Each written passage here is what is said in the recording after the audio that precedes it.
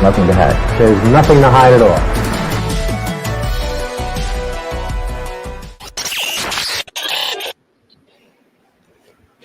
Welcome, guys, back to Somewhere in the Livestream Redux episode 2. I want to say hello to all of our regulars out there, including our incredible moderator, Suzanne, who is joining us tonight. She'll be running the chat, putting your comments up, your super chats, your super stickers, any questions.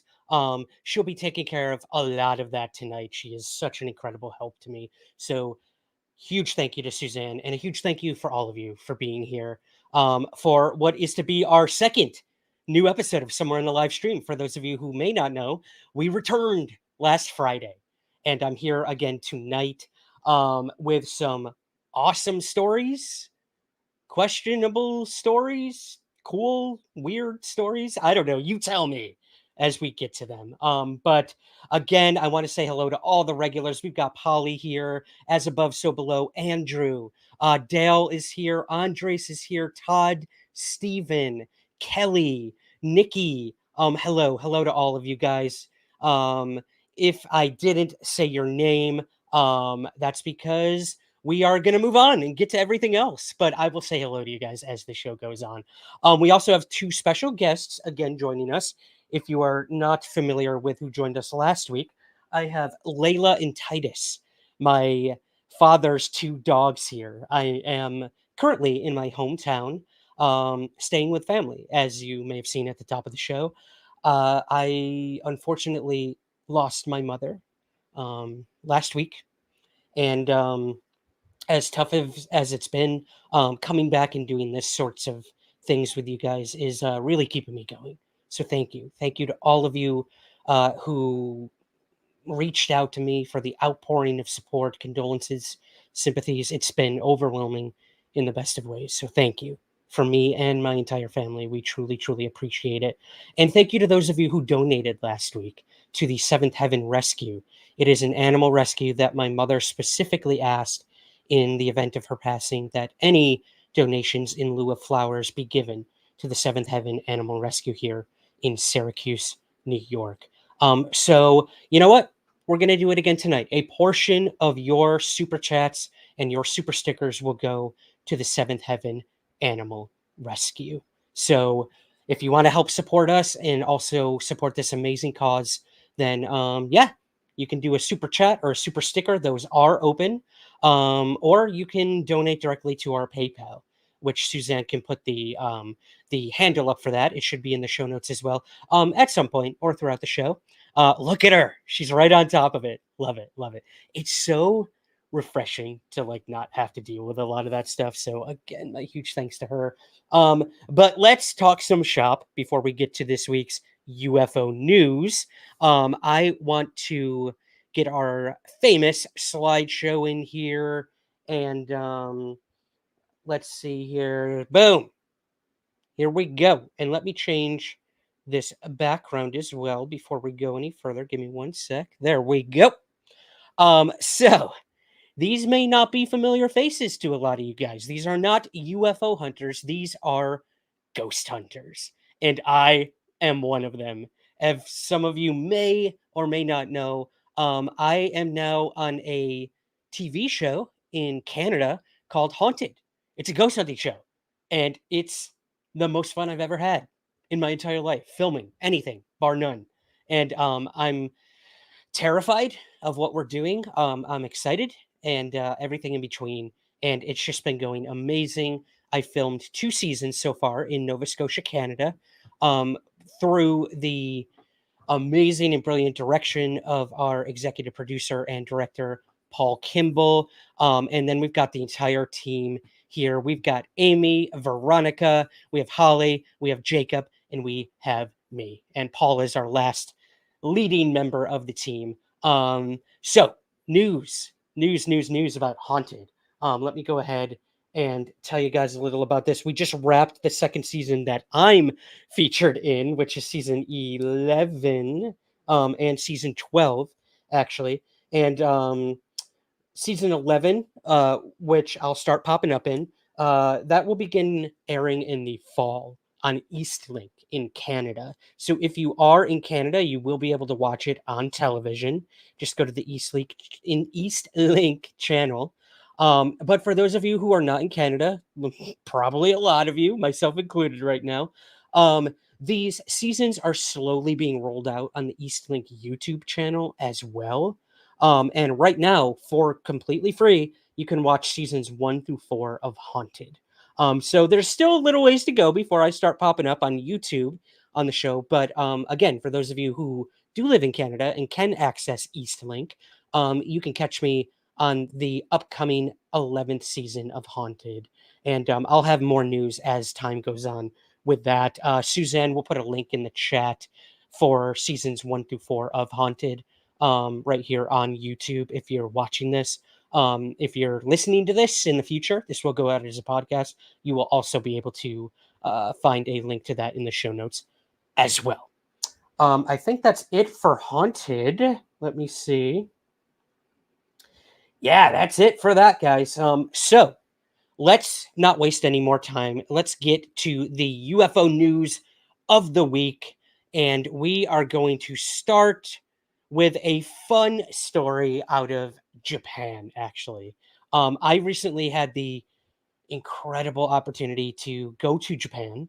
I went to Kobe, Kyoto, Osaka. Where else did I go? A few other places. I did not make it to Tokyo. That will be for the next trip. But yeah, as many of you may or may not know, my partner Jane, she lived in Japan in Kobe for a while, and she taught English to Japanese students. And she's also done work through, I believe it was the United Nations. I'm probably getting that wrong, but she also went over on another program. Excuse me, the State Department. She's gonna kill me for not knowing that. She worked for the State Department and worked on a program over in Japan as well as sort of an ambassador sort of thing. Amazing. Anywho, enough bragging. Let's get to this story out of Japan. And let me know if you can hear me okay, if my mic is working. I'm very makeshift, as you can see. My background, I am in my father's man cave, as I mentioned last week. So you're going to see a bunch of Syracuse Orangemen stuff, Detroit Lions, New York Yankees. I love it. I love it. Makes me feel like a bro. Definitely makes me feel like a bro. So yeah, that is my this will be my somewhere in the live stream headquarters for the next month or so. Hello to Michael Huntington and Todd and Steven. Fusey Electron is here. Am I missing anyone? Give me a sec, guys. Nisa is here as well, so a huge welcome to all of you guys. Again, if you are just joining us, this is somewhere in the live stream. We do this every Sunday at 4 p.m. The reason you're seeing it or hearing it on a Friday is because I'm busy this upcoming Sunday. So yeah, I decided why not keep it a little consistent. We did last Friday, we'll do this Friday, but for now on, we will be moving to Sundays. Not this upcoming Sunday, but the Sunday after that at 4 p.m. Eastern Standard Time. Hello to Andy. Hello to Jordan. Welcome, guys. Welcome, welcome. All right. Enough of that. Let's get to the first story. This comes from the Mainichi news site. Locals in central Japan near Mount Fuji count on UFO craze for tourism. This is pretty cool. So, local residents in Yamanashi Prefecture at the foot of Mount Fuji are striving to make their city Kofu a tourist magnet with ET help from an alien. Next year marks the 50th anniversary of an incident in which two elementary school children claimed to have encountered unidentified flying objects and an alien creature. It is dubbed one of the three major UFO incidents reported in Japan. The incident dates back to February 23rd, 1975, when two boys playing near a vineyard in Kofu saw what they described as two saucer-shaped UFOs flying in orange at around 6:30 p.m. They said 120 to 130 centimeters tall alien with a big head, long ears, and three fangs, a fanged alien, then descended from the craft. The alien reportedly had a brown face with no eyes or nose. The boys left the scene to call their family. When they returned, the object started blinking and glared briefly before disappearing. Their family and local residents provided similar descriptions. Um, so yeah, it seems that the city, the prefecture, excuse me, of Kofu is really embracing this and other cases throughout Japan. And they want this to be sort of a place you go, a destination spot to learn about UFOs. We do know, I believe it's around Fukushima in Japan as well. There is a UFO museum where you can go and learn a lot about Japanese ufology and UFOs from all over the world. Hi, Layla. Hi, say hi. Say hi to everyone. Speak. Oh, she's too shy. I will show you guys Layla at some point. Titus is right behind me, sleeping like a good boy. No Maddie today. No Maddie. Christy's dog is with her. She works at a veterinary clinic that works with Seventh Heaven Rescue, the rescue that you can donate tonight through Super Chat and Super Stickers. Oh, don't cry. Come on, come up. Come on. You want to be on the live stream? Jim, come on. Oh, poor girl. Anyways, back to our Kofu story. Yeah. So, I mean, look, we have places like this all over. Roswell, they have a festival every year, like 3 festivals. McMinnville, you've got where else? Where else do we have these? You've got the Mothman Festival in Point Pleasant. You've got the Flatwoods Monster in West Virginia. So when things like this happen in very small towns, it is a logical assumption that you will try to maybe capitalize off of it. Welcome to America. Welcome to the entire world. So while a lot of people may disagree with making money off the ufology, you know, it is what it is. You're not going to stop these people from trying, and they're going to do it. And from this image you're seeing, if you're watching this, it's clear that they find some fun in all of this, and that's cool. Like, I'm all for it. You got a brown-headed, horned, fanged alien coming down to a vineyard, meeting some elementary school kids. I don't know, tipping back some wine with them or something. I don't know. Then embrace the weirdness. That's what I say. So good for them. I think it's pretty cool. Kelly, Kentucky, Michael Huntington says, Piedmont, Missouri. Yes, the hits keep coming, Michael. I spoke at an incredible event, the Strange Tales event that Michael Huntington helped put on in Missouri. It was by far one of my favorite conferences I've ever spoken at. And he was amazing. It was so good to finally meet him. And the organizers were incredible.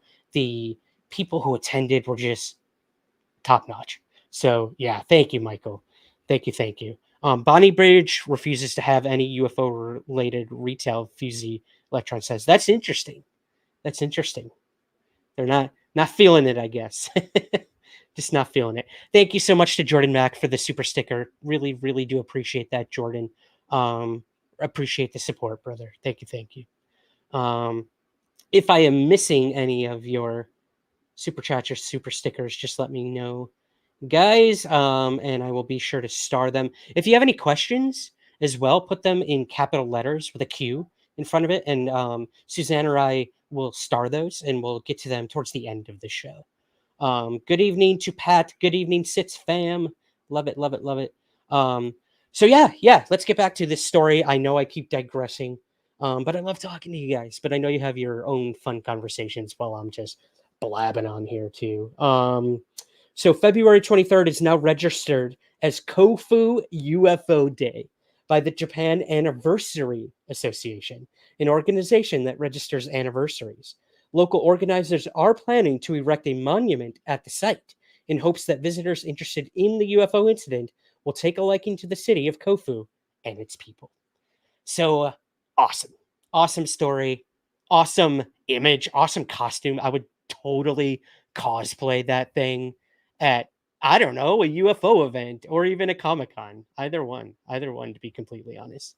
Thank you so much to Todd for the super chat. Truly do appreciate it, guys. A portion of those super chats and super stickers will go to the Seventh Heaven Rescue. So truly do appreciate that. And yeah, let's move on to our next news story. And ooh, you know that man if you are watching this on YouTube. to your left, I think. You're right. I don't know how that works when we're streaming. Um, Steven Spielberg is back in the news with UFO related content. This is so cool. Let me go ahead and read this to you. Spielberg, this comes from Collider, by the way, guys. If you want to read the full article, just go over to Collider. Steven Spielberg's untitled UFO movie gets a release date and award winning screenwriter. Ryan Sprague. I had to. Sorry. I am an award-winning screenwriter, but I am not writing the next Spielberg movie. I promise you. Or do I? Anyways, back in April, it was reported that Steven Spielberg is setting out to make another UFO-related movie as his next project. Yes, Layla. Yes. Steven Spielberg, you're right. According to Collider, Steven Spielberg is joining forces with famed screenwriter David Cope, who has most notably written the Spielberg-directed films Jurassic Park and War of the Worlds. Whatever the film is, which is still total speculation, it's slated to go up in August of 2026, with the likes of Avengers, Kang Dynasty, and The Mandalorian and Grogu films going up against it. So that's going to be a really interesting blockbuster time in the box office, that's for sure. Hopefully get butts back into the theaters. I hope so. I hope so. As much as I love streaming, obviously, there's nothing like going to a movie theater and seeing it big and how it's meant to be seen. So, given that the movie will be released by Universal Pictures, there is a slight possibility that it could be the same project that Tom DeLonge's Secret Machines book series is based on. So, another speculation is that Spielberg might take this route of the future human hypothesis, which is explained in great detail by author Dr. Michael P. Masters in his Extra Tempestrial Model book. Both very interesting. But last but not least, other speculation centers around Dr. Diana Pasulka's American Cosmic book that deals with the story of NASA scientist Tim Taylor in his search for answers to UFOs and its connections to religion and technology.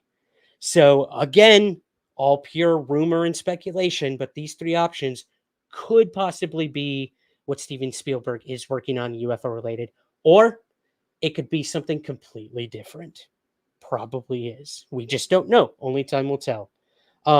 So I want to know what you guys actually think the movie will be about.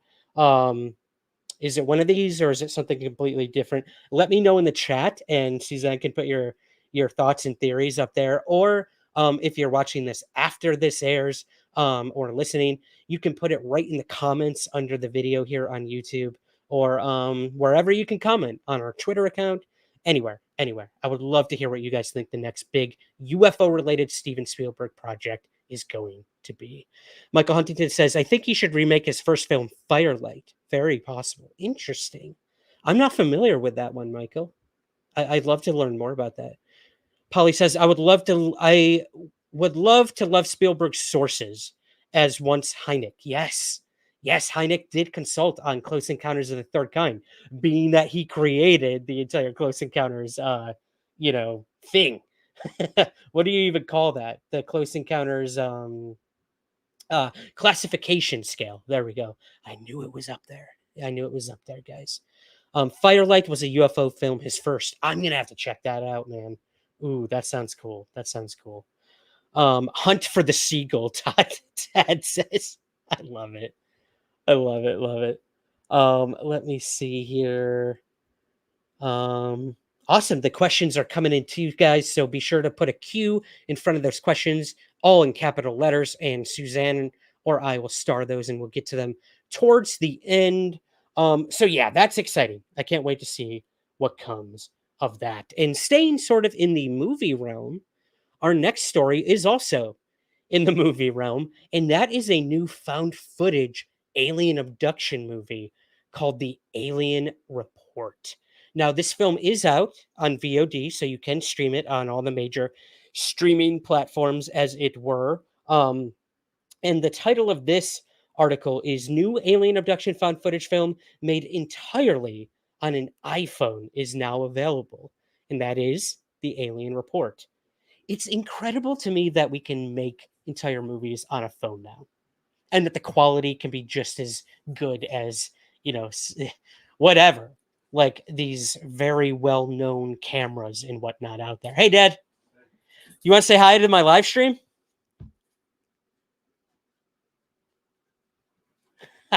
He's like, what? You guys finally get to meet the one and only Doug Sprague. Hi there, everybody. That is my biggest supporter, guys. He's the one you've seen in the chat in the past.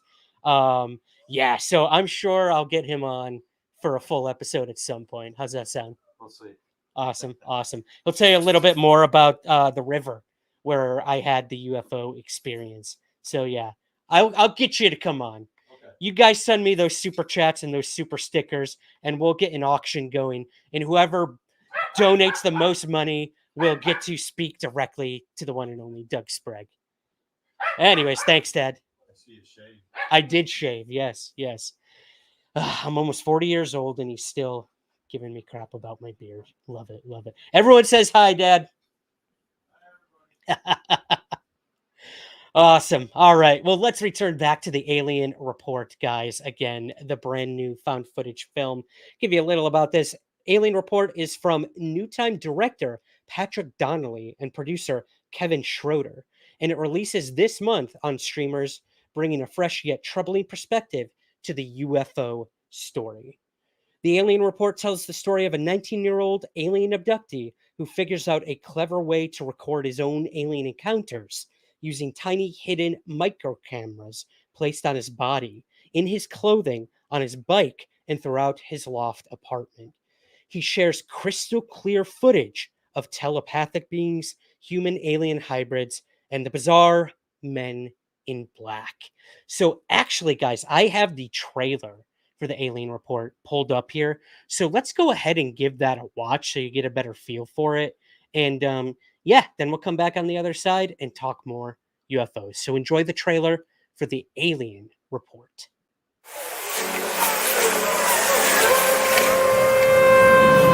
Ever since I was a kid, things have been happening. Strange things.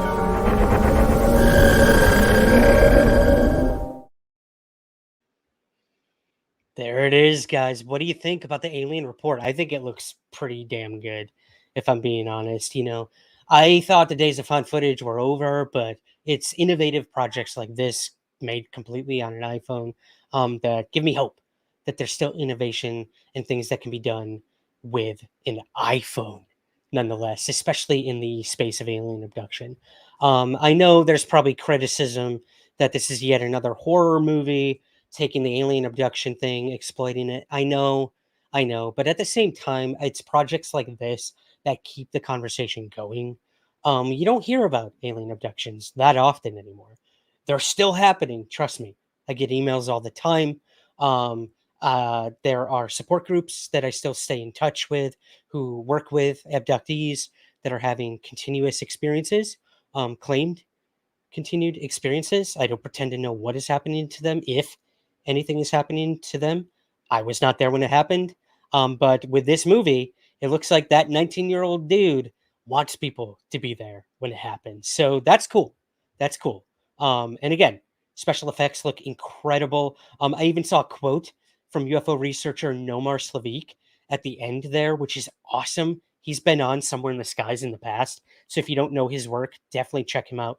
He's up in, I believe, Maine and or the New Hampshire area. I believe it's Maine, to be exact. And he does incredible work. He's got awesome books out. So definitely check out his work. And check out the Alien Report. I know I will be as well. Everyone's saying hello to Papa Sprague still. Love it. Let me see here. Nikki says film looks cool. Suzanne put a link for the movie right there. It's IMDb page in the chat, so you can check that out as well, guys. Thank you, Suzanne.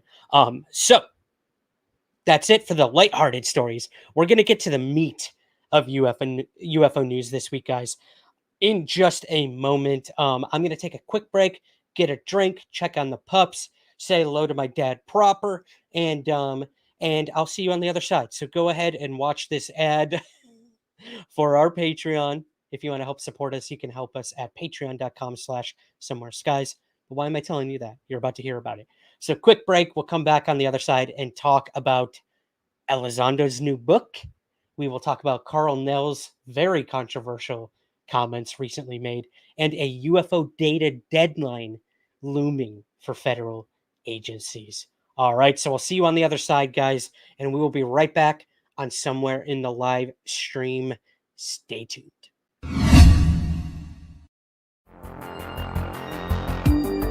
The Somewhere in the Skies podcast is free to listen to every week, but if you would like to help support the show, we have a very active Patreon page where you give what you think the show is worth. In return, you'll get early access to the main show, bonus episodes, and priority to ask our guests your listener questions. Your support truly makes the show continue and grow. So, to learn more and to join, visit patreon.com/somewhereskies.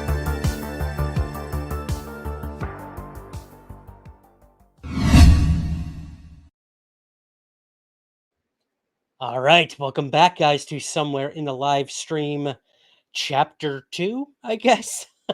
If you're just joining us, we just watched the trailer for a new found footage film called The Alien Report. I did see someone asked, when does it come out? Stink Floyd, it's out.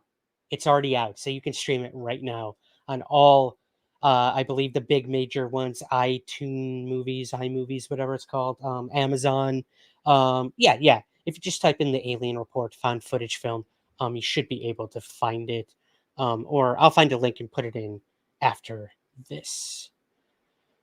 Let's see. Hello to Jeffrey. Welcome, my friend. Welcome as always. Hello to Stink Floyd. Thank you for the question. Just checking to see if I missed anyone.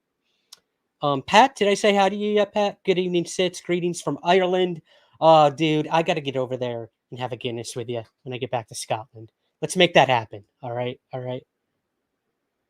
Anyways, let's get to the more, I guess, pressing stories of the week. And we are going to start with this one.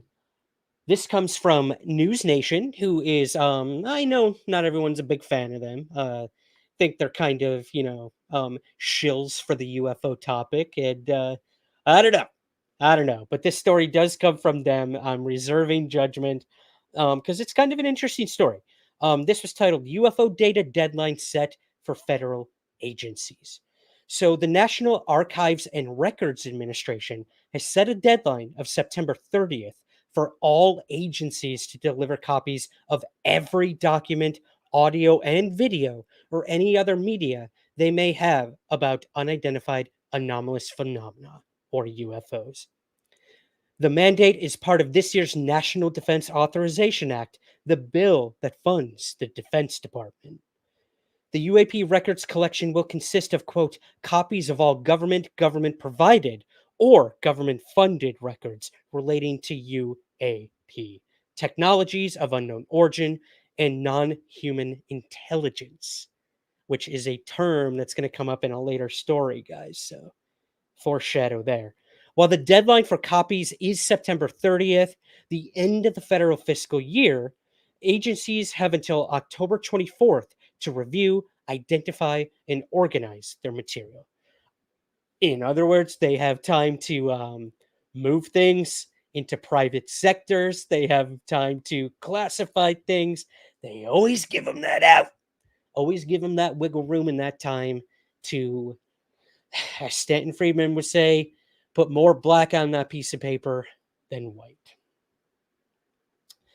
Let's see here.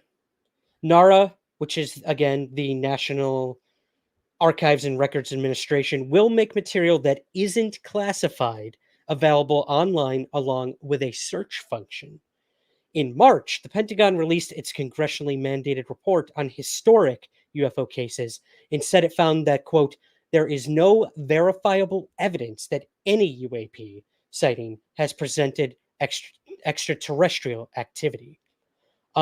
So, being that this is News Nation reporting on this, I am going to play a clip with Ross Coulthart, the investigative journalist. And this is Ross speaking about UFO-related documents and possible crash retrieval programs with The Hill through News Nation. So let's watch this clip, talk about a little bit more of it on the other side, and then get to the rest of this week's stories. Check out this clip with Ross Coulthart with News Nation and The Hill. Ross, thank you for being with us here on The Hill. So it turns out we're now learning through some documents that have been declassified that some of the, these are some of the biggest names, right, in politics over the last few decades or so have been asking questions for quite some time. Wonder what you make of it. Well, Blake, g'day. First of all, I think there is something to it. I've been talking in Washington not too long back, a couple of months back, to senators and to congressional representatives, and it's quite clear they're aware of things that aren't being publicly released. During the course of the research for my book, I was talking to scientists, people who claimed to be working inside what they say is a legacy retrieval and reverse engineering program of non-human craft, non-human technology. And this is fairly widely, openly spoken about in Congress, privately. I think what's happening is the rest of the public are catching up with a reality that's already been given to members, particularly of the Gang of Eight, the section of Congress, the leadership in Congress that is allowed to be briefed in to the highest secrets in the land. And the Gang of Eight, and that included at times Chuck Schumer and Harry Reid, Senator Harry Reid, they have been briefed into programs that the public are not allowed to know about. And I don't think we can say categorically yet that non-human technology has been recovered, because frankly, I don't think I'd feel comfortable until I'm kicking the tires of that TR-3B or whatever it is in a cave in Area 51. But I do think there's a preponderance of evidence that suggests there really is something to this. And I've spoken directly to a former US Navy Director of Science Technology Development, Nat Kobitz, who, before he died, went on the record with me admitting that he had been, quote, read in to a UFO crash retrieval and reverse engineering program. Whew. Nat Kobitz. Does that ring a bell, guys? Ross Coulthart was here right on Somewhere in the Skies, where he sort of broke the story about speaking with Nat Kobitz about the program. He talked about it on other shows, but I'm going to say we broke it. Let's go with that. Let's go with that. Anyways, interesting story that Ross believes that there is a program that has retrieved crash retrievals. Retrieved crash retrievals, Ryan. Really? Really, dude? You guys know what I mean. But a recent mandated report, like we mentioned, from the All-Domain Anomaly Resolution Office, AARO, claimed that executives and major defense contractors denied the existence of any top-secret UFO crash retrieval programs. On the record, that is. So, there you go. There is an interesting story to be continued, I guess. It'll be interesting to see, as this deadline passes, what comes out of it. And you know us, guys, and you know John Greenwald over at the Black Vault. They will dig and go through every single word and try to find new cases, new puzzle pieces to try to fit into this huge, grand truth embargo, as it were. And maybe we'll get some cool new cases out of it. So we'll see. We'll see. All right. What do we got next, guys? What do we got next? Speaking of government UFO projects, finally. Luis Elizondo's long-awaited book is now on pre-sale. The book is going to be called Imminent: Inside the Pentagon's Hunt for UFOs. And this is a summary directly from the Amazon page. The former head of the Pentagon program responsible for the investigation of UFOs. That's, if you are Stephen Greenstreet, that is certainly up for debate. The former, let's say, quote unquote, former head of the investigation of UFOs now known as UAP, reveals long-hidden truths with profound implication for not only national security, but our understanding of the universe. Luis Elizondo is a former senior intelligence officer and special agent who was recruited into a strange and highly sensitive U.S. government program to investigate UAP incursions into sensitive military installations and airspace. To accomplish his mission, Elizondo had to rely on decades of experience gained working some of America's most sensitive and classified programs.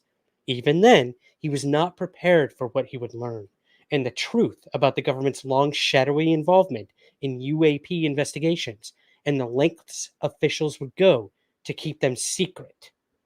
The stakes could not be higher. Imminent is a first-hand revelatory account inside the Pentagon's most closely guarded secret, and a call to action to confront humanity's greatest existential questions. So there you go, guys. Finally, the long-awaited, long-anticipated, or possibly long-hated book coming out by Luis Elizondo. Man, that guy takes some punches, doesn't he? Whether you love him or hate him, the UFO conversation has undeniably changed since he sort of got involved. So make of that what you will. We will see. We'll see what comes out in this book. If anything is truly revelatory, as the summary says it is, I guess us as the readers will be the judge of that. And we'll see. We'll see what happens. I don't have the release date on that. I don't know if it was on the Amazon page. Suzanne did put a link to it for Google Books, so it might have the release date in there. Or if someone knows, you could throw it in the chat there for everyone. But yeah, I did see some people comment on this when I posted the story on Twitter, and a bunch of people have already pre-ordered. So there you go. There you go. All right, let's move to our last story, guys, of Somewhere in the Live Stream tonight. And this one's a doozy. This one is a doozy, somewhat related. So we're going to stay in that vein. That is retired Army Colonel Carl Nell. And if you don't know who Carl Nell is, you're about to find out a lot more about him. So this story came out from America.com, and it is the U.S. Army Colonel comments on presence of alien life on Earth. Interesting. He made these comments at the 2024 SALT conference, which took place in New York City.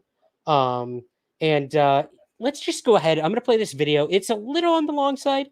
So sit back and relax. It's about 3.5 minutes maybe, but I tried to condense it down to kind of the highlights of what was said at the SALT conference by Carl Nell. So let me know what you guys think.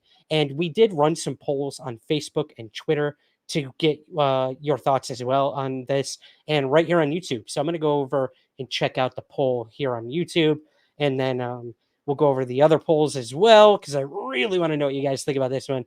But let's go ahead and watch some of the footage from the SALT conference that recently took place with Carl Nell.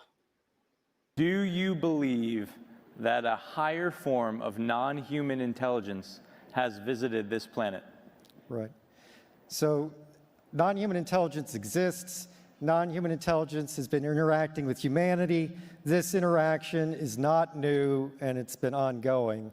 And there are unelected people in the government that are aware of that. And so, Carl, that is quite a bold statement. I'm wondering, and I'm curious, how confident are you that that is true? There's zero doubt. What evidence have you seen? What was the moment where you developed this level of conviction? Because what you're saying is extremely consequential and very important. And I know that a lot of people here, even perhaps, may not believe that statement. Probably a better way to ask that is, how can the folks in the audience come to a common understanding of what this phenomenon is? And so there's sort of two tracks here. One is from first principles, and another is actually from the data. So let's take a look at the data. So we can look at some folks that have very high level access to information, like Paul Hellyer, who was the defense chief for Canada, has come out and said the same thing. We can look at Ham Eshed, the head of Israel's, or former head of Israel's Space Force, has said the same thing. Chris Mellon, Deputy Assistant Secretary for Intel, SAPCO, has essentially said the same thing. Luis Elizondo has said the same thing. David Grush has said the same thing. David Grush cleared for presidentially level material. So you're looking at people that are in a position to know this, and they're telling you the same thing. You could take a look at the Gang of Eight in the Senate and in Congress. So there's two members of the Gang of Eight, Marco Rubio and Senator Chuck Schumer, that signed up to the UAP disclosure amendment last year that basically said they're not being told the truth and we need to push forward on that. So that's sort of an overview of some of the data. From a first principles standpoint, what's so unusual about this realization? There's billions of stars in the galaxy. Life here evolved in 500 million years, which is basically a blink of an eye. We've found planets around every star that we've looked at. It's likely that the universe is full of life. Yet the government itself has not formally disclosed. They've been very reluctant to do that. Why? Why do you think that is? So there's 6 basic reasons, and this, again, you could draw this out from first principles. There's a national security reason. There's the lack of a plan. There's the potential for societal disruption. There's the possibility that there's some non-public agreement. There's the potential for misdeeds and the desire to cover up misdeeds. And there's just the basic organizational intransigence and lack of priority that might be associated with the topic. So all these things are factors. The issue is that really the national security issue subsumes all the others. And so there's an opportunity maybe to contract the national security issue, similarly to what was done with nuclear weapons and nuclear energy, such that nuclear energy is not necessarily classified and is available to the public. But lack of a plan and the potential for societal disruption are key ingredients that would prevent any responsible leader from coming forward with information that they don't have the means to address in a responsible way. It would be irresponsible to do that.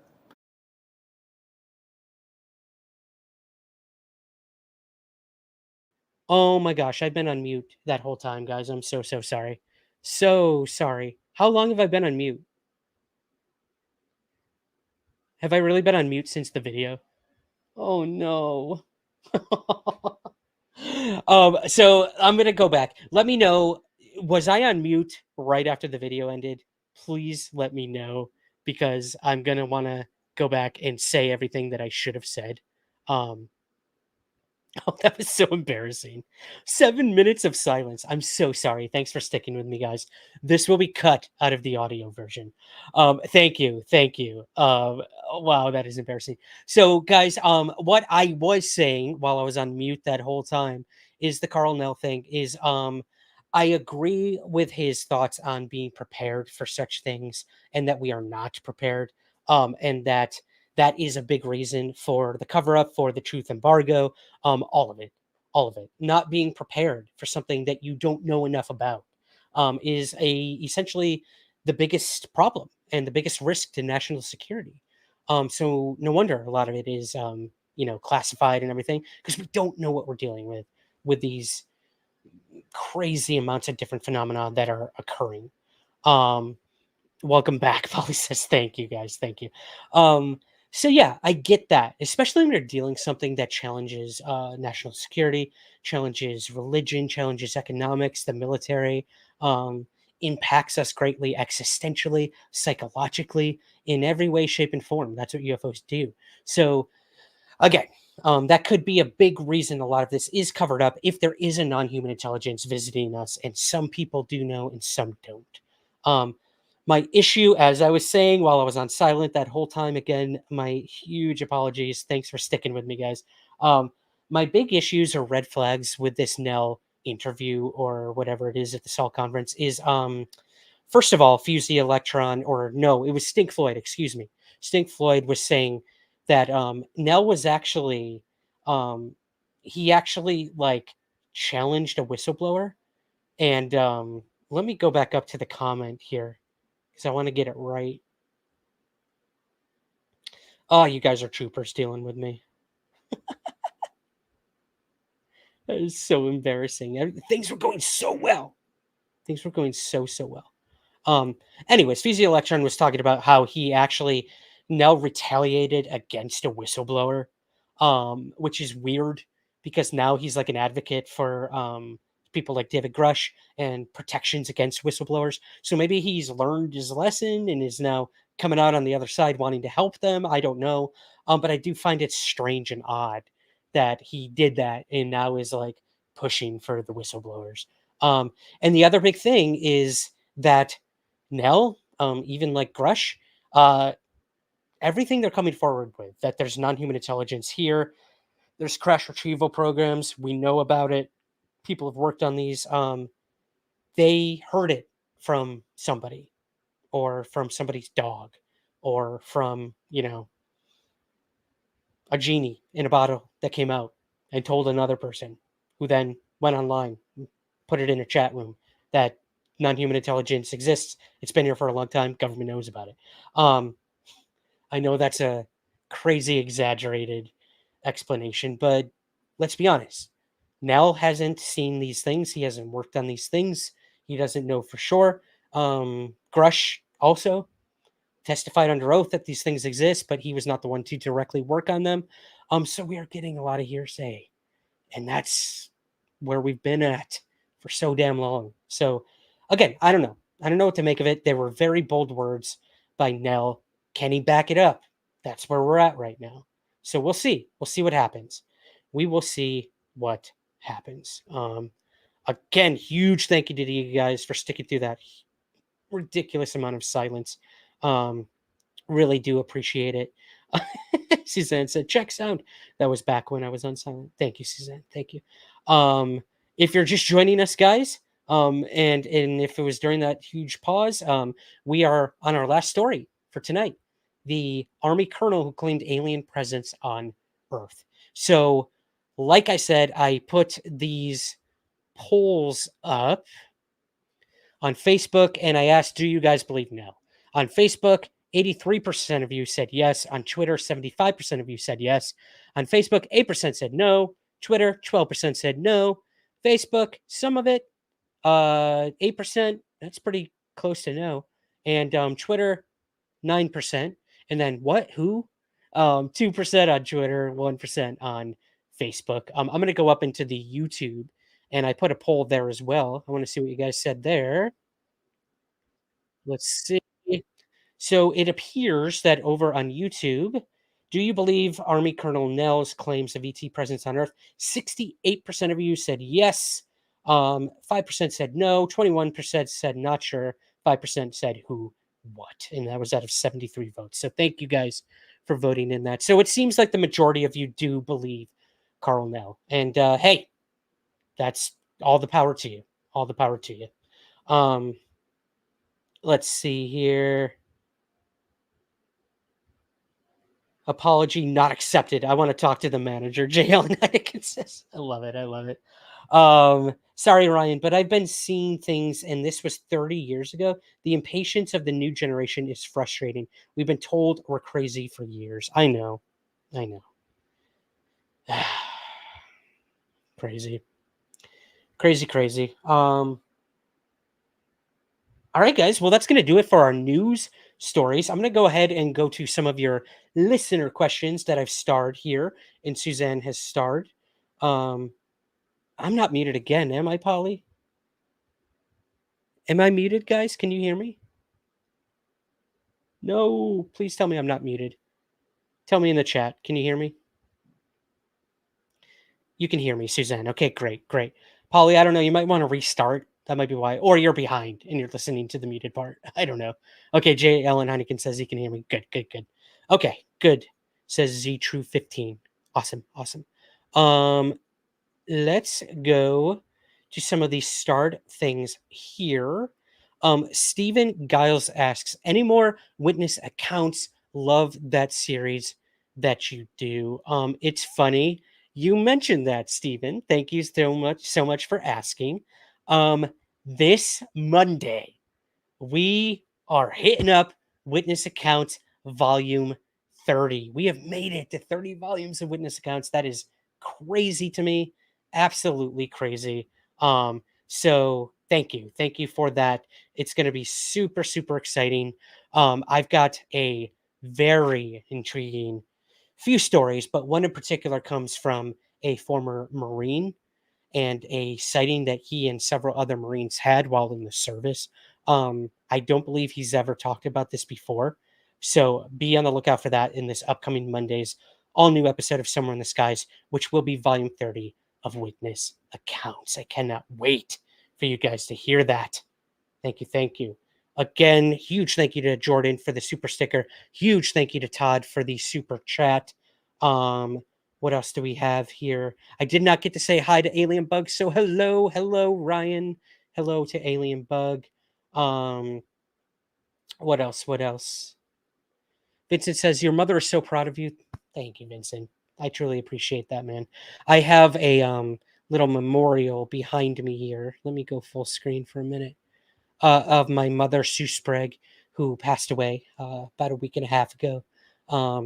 And I am missing her greatly. Here we go again. She was my biggest supporter. Always has been, always will be. She loved the live stream. She loved hopping in the chat and watching every week, listening to the podcast, reading my books. Always in my corner through the good times and the bad. So cannot thank her enough. Cannot thank my incredible father and sister for also being the biggest supporters for me as well. We miss her dearly, but the good memories are keeping us going. And she would want us to continue doing this and having these awesome talks every week. So yes. Thank you, Vincent. I truly appreciate those kind words. Let's see. J. Ellen Heineken says, we talking wrestling and UFOs? We are talking UFOs tonight, J. Ellen. However, right before I went on this live stream, I did a interview with a wrestler that will be coming out on the Somewhere in the Ring podcast within the next week or so. It's going to be part of a new side series we're doing at Somewhere in the Ring. So I will be making an announcement about that in the very near future. Probably on this upcoming week's episode of Somewhere in the Ring, which will be coming to you Wednesday. So yeah, guys, if you like wrestling, I started a wrestling podcast with Andrew Sanford. You know him from the live streams, from the podcast. Awesome buddy of mine from New York City. And we started a wrestling podcast. And eOne, our incredible network, and Lionsgate, our incredible network as well, decided to pick up the show. So we now have Somewhere in the Skies and Somewhere in the Ring, both under the Lionsgate and eOne banner. We couldn't be more honored and excited to continue working with them on both of these shows. So shout out to Lionsgate, shout out to eOne, and shout out to all of you guys for your support. Check out the wrestling show if you haven't. You can subscribe wherever you get Somewhere in the Skies. There is a YouTube channel as well for Somewhere in the Ring. Just type it in on YouTube. Be sure to like and subscribe over there as well. So thank you. Thank you for asking. Tad has a question here. Wonder what is the mindset of the people operating the DOPSA approvals for imminent? I wonder that too, Tad. I mean, that is, I guess, my assumption why the books took so long, the things that needed to be cleared in the book. I don't know that for a fact. I have met up with Elizondo several times and talked about the imminent book, but he never would tell me when the book was coming out, and that there was a lot of work to still be done. And look, as an author, I completely understand that. No, I didn't have to go through DOPSR for my books or anything like that, but I had to go through heavy editing, heavy editing, and it can take a while. It can take a while, and especially with a book like his, and how big it's probably going to be, how high profile it's going to be. It probably had to go not only through DOPSR a lot, but through editing as well. So that could be why it took so long. But I don't know what the DOPSA people are thinking. Probably nothing. All they really have to do is go through it and make sure that nothing is classified. And if it is, that it needs to be taken out of the manuscript.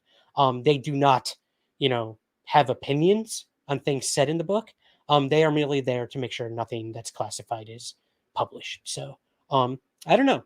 They probably all each have their own thoughts and theories, as do everyone who works in the government, and as does anyone who probably has worked on quote unquote government or military UFO projects.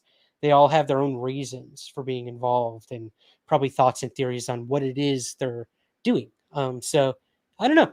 I don't know. That's a good question, though. Thank you for asking. Let me see here. Android Paranormal, thank you so much for the super sticker. Your mom's determination for decades after organ transplants is so inspiring while I go through painful spine issues that threaten paralyzing me while I wait for surgery. Thank you for sharing her story. Wow, man. First off, I am sending you nothing but well wishes on the issues that you're having with your spine issues, and I am praying, hoping that paralyzation is not something you ever have to endure or go through. So, all of us are sending our well wishes to you, and stay strong. If there's anything I have learned from my mother, Sue Sprague, it's that strength and resilience can go a very, very long way. My mother was diagnosed with diabetes, stage 1, when she was 4 years old, and she was extremely sick her entire life, to the point where her kidneys failed. She had to go on dialysis. We almost lost her several times throughout the years, but she fought like a warrior every single damn time. She learned to walk again at one point after being in the hospital for over 50 days. I will never forget that. She has been through everything you can possibly think of. But the one thing that always stood out to me about my mother is that while she was always had some health issues, she was never, never, never defined by her limits, by her health, by her diseases.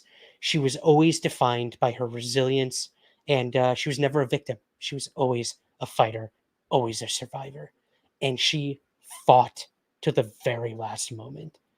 And look, man, what you're going through, keep fighting. Know we're in your corner. And if watching these live streams, listening to the show, if that can be even a distraction for you, get you through the day and not have to think about your health,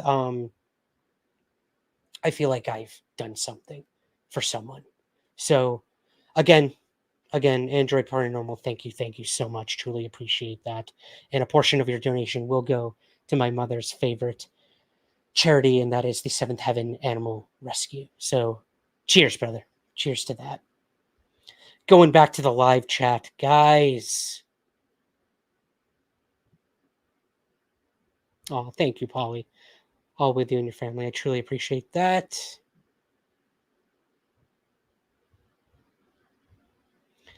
I'm going to do, I think that's it for questions, guys. I got one more here. If you do have a question, put it in the chat really quick, and we are going to get out of here because I got stuff to do, and I know you do too. It's Friday.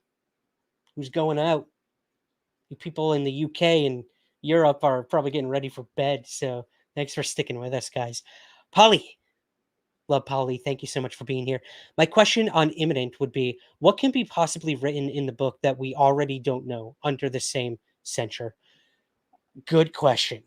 A lot of people aren't expecting a lot of groundbreaking things, but look, we won't know until we read the book. Maybe there's some curveballs that Elizondo is going to throw our way. I look forward to reading it, reviewing it, critiquing it, which I think is very important. I wish more people would critique books. People surely do critique or criticize mine. That's for damn sure. But look, you have to expect that. Whether it's doing a live stream on YouTube, doing a podcast every week, writing books, being on TV, that comes with a lot of ways to be criticized. So you got to have a thick skin, and you got to really stand behind the work that you do. And I firmly do. I believe in the work I do. And I believe that all of you who are here watching not only believe in me and my work, but believe in yourselves, that we can all come together and try to find answers to all of this. Will we ever get those answers fully? Let's be honest, probably not. But hey, I'm no UFO expert. Even if some TV show or whatever has put that under my name, it ain't true. And that was not my choice to put it there. Nobody's an expert on any of this stuff, any of it. You guys know that. We're all just learning and stumbling along in UFOs and in life. Why are we here? Are we alone? I don't know. You don't know. Nobody knows for sure. But we're going to continue searching for those answers somewhere in the skies. All right. Thank you for the question. I'm going to check one more time for anything I missed here. Android asks, do you think Colonel Nell's speech at SALT will open investors' minds and wallets in their private sector, like donating to SALT and Galileo? That's very possible. A lot of people think that is the only reason that he did this. And, ooh, excuse me, what a hiccup. What a hiccup that was, guys. So you got about 10 minutes of silence from me tonight, and you got a hiccup mid-sentence. Awesome. I don't know. I mean, that is what, the SALT conference is. It's to find investors for scientific endeavors, business endeavors, and Sol and Galileo are always looking for investors. So if that's their way of doing it, then I guess good for them. I don't know. They can do that. They can go speak at SALT. I'm going to do live streams on YouTube and on Twitter or X. that's how I'm going to continue supporting the work here at Somewhere in the Live Stream and Somewhere in the Skies, which ain't cheap. I'm just saying. Thank you for the question. All right, I'm going to check one last time. Hello, Hides in Longgrass. Welcome back. Haven't seen you in a while. When does the next season of Expedition Bigfoot come out? Good question. I don't know the answer to that, but I know someone who does, and I'm going to be speaking to him very soon. You heard him in a recent episode of Somewhere in the Skies. If you haven't listened to the episode, it's probably one of my favorite episodes I've made after our long, long break. And that was our episode on, Project Grudge. We talked all about Project Grudge. And Bryce Johnson, one of the hosts of Expedition Bigfoot, he's a big-time Hollywood actor. He was just in Oppenheimer. He was in Willow Creek, the Bigfoot found footage film. He's done so much work. He hosts the incredible podcast, The Bigfoot Collectors Club, with Michael McMillan. So if you're not subscribed to that, please go over and check out the boys over there at the club. Riley as well. Shout out to Riley. They're amazing. Third host and producer. Bryce was in my episode on Project Grudge. So I hope you will check that out. He did incredible voice work in that episode. So did many others as well. So I don't know when the new season of Expedition Bigfoot comes out, but I'm sure we will find out soon. Wink, wink. So thank you. Thank you for the question. Drunenbro. There we go. Is your hat a reference to Unsolved Mysteries? Yes. I'm so happy you asked that. No one's commented on it yet. So Wolfville is a small town in Nova Scotia. And like I mentioned in the beginning of the show, I am filming in Nova Scotia, Canada, a ghost show called Haunted. And Wolfville has been one of my favorite places that we visited. Also one of the most haunted, to be continued. But yes, I saw this hat in a local shop and immediately I'm like, that's the Unsolved Mysteries logo. And I had to get it. And it's become like my favorite hat. So yeah. It ain't leaving this head anytime soon. I'll tell you that much. Except when I'm in the shower. All right. Hello, Takari. Welcome back. Welcome. Glad to see you here. Android says, well, I didn't know Bryce was in Oppenheimer. Yes, Bryce actually played. This is hilarious, Android. Here's a little trivia for you guys. Bryce Johnson, huge UFO guy. He actually played an officer in Oppenheimer that was part of the 509th Bomb Group, which, if you don't know, played heavily into the Roswell UFO crash. So, mind blown when I saw him show up in the movie, first of all. Like, he didn't tell anyone he was in Oppenheimer. He was waiting for people to go see it. And he also, you never know if your scenes get cut in the movie or whatnot, but he straight up has speaking dialogue with Oppenheimer. So cool. I was fanboying out. And yeah, let alone playing an officer who is part of the 509th Bomb Group. There are no coincidences, guys. That's all I'm saying. Really, really, really cool. All right. I think that's going to do it, guys. Like I mentioned, we have a brand new episode of Witness Accounts coming to you very soon. And speaking on that, last but not least, Witness Accounts directly inspired my most recent book, Stories from Somewhere in the Skies. And yeah, Stories from Somewhere in the Skies is literally a compilation of the greatest hits from the Witness Accounts series here at the podcast. Your witness accounts that you've submitted to the show. This book actually hit #1 on the bestsellers list when it came out, and we have awesome testimonials like this one from Henry Zabrowski from the last podcast on the left. He said of the book, the Somewhere in the Skies podcast is informed, empathetic, and always interesting. Stories from Somewhere in the Skies is no different. This collected volume of witness stories explores the mystery at the heart of the UFO experience. So a huge thank you to Henry Zabrowski from last podcast on the left for that testimonial. You can see it on the back of the book. The book is now available in paperback and ebook. So just head on over to Amazon. You can get it there along with my other book as well, Somewhere in the Skies, A Human Approach to the UFO Phenomenon. I am working on a brand new book. Slowly but surely. So yeah, I can't wait for you guys to read the new book as well. But yeah, please, if you haven't, check out the books, rate and review them over on Amazon. That helps tremendously to, help us get featured, help more people determine if they want to buy the books or not. So yeah, please check them out. Highly would appreciate that. And like I mentioned earlier as well, guys, the live stream that you're watching here on a Friday night live is going to be moving to Sundays at 4 p.m. So put that in your calendar. I don't know, set notifications, whatever you got to do. Ring that bell, smash that like button, as the young folks say, the youngins. Yeah, we'll be doing these every Sunday. Not this Sunday, but after that, we will be moving to Sundays at 4 p.m. Eastern Standard. So I want to say a huge thank you to all of you for being here tonight. Thank you again for sticking with me through that 10 awkward moments of silence. That was hilarious. Can't wait to go back and watch that and cringe at myself. But yeah, I think that's all I got, guys. Please, if you haven't already, subscribe to the channel here on YouTube. Like, rate, review the podcast, everything. I would certainly appreciate it.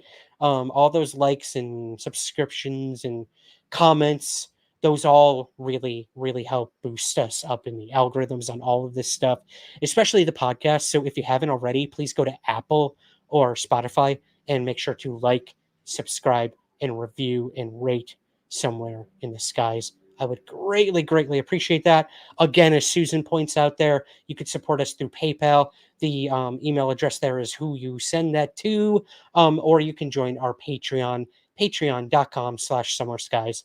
Where you get bonus content, you get early access to all of the podcast episodes, you get priority to ask our guests interview questions and stuff like that. If you don't want to join the Patreon, if you're an Apple subscriber, you click that subscribe button at the top of your Apple feed, the Apple Premium, and that will get you all the same benefits right there on Apple that you would have on Patreon. You don't even have to leave your Apple feed. All of the bonus content, early access will be right there in your feed as well. So please check that out if you are an Apple listener. Other than that, guys, sending you my love, my hugs. Special thanks to Suzanne, as always. She was sending me, Ryan, your sound's off. But she did an incredible job. And yeah, I want to thank all of you for being here tonight, for sticking with me through thick and thin, through everything that's been going on in my personal life, in my professional life. But things are on the up and up. Things are looking bright for the future of Somewhere in the Skies, Somewhere in the Ring. And yeah, I can't wait to continue taking that journey with you somewhere in the skies. So I'm going to say goodnight to all of you.